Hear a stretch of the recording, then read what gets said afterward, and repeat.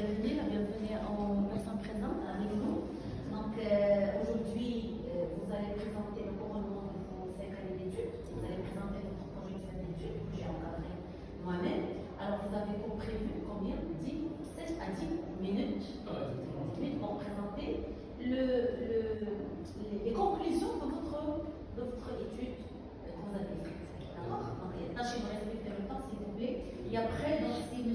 Naté nous rejoint, parce qu'il a eu un empêchement de dernière minute, donc il va participer avec nous à l'entraînement. Sinon, ce serait moi-même qui m'en charge. Voilà, pour la parole. Monsieur l'encadrement, bonjour. Nous nous retrouvons aujourd'hui pour discuter de ce qui est de l'idée aujourd'hui, c'est-à-dire cette prestation de la souffrance.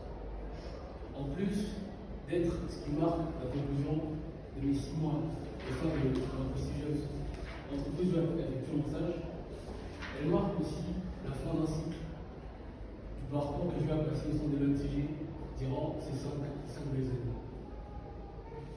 Avant tout propos, je commencerai par remercier mes très chers parents qui, d'une certaine manière, ont eu à s'investir dans l'éducation et donc ont eu à faire part de leur confiance. L'effet de me présenter devant vous aujourd'hui est plus qu'un examen pour moi, car il représente un symbole de la confiance que j'ai m'ont accordée. J'ai aidé donc à le remercier et à leur dire, papa, maman, oui, je l'ai fait.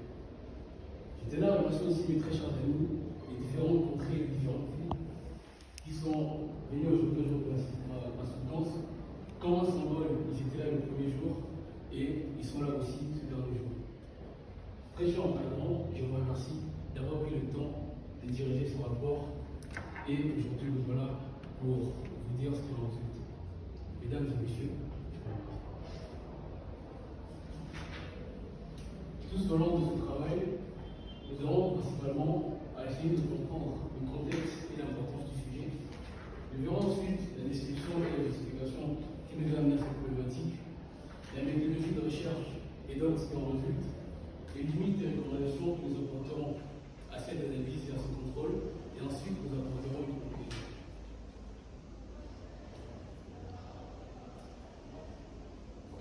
Face à un monde en perpétuel changement et en constante évolution, où la pandémie de la Covid-19 a eu à nous déceler les limites de la connaissance humaine archaïque, où les entreprises et les différentes entités sont à la recherche du durable de plus et à l'optimisation de performance, dans un monde où les nouvelles réglementations et lois sont mises à jour annuellement, il est plus important de comprendre et de cerner ce qu'est le métier du contrôle interne, afin d'appréhender les différents changements et donc de limiter les risques.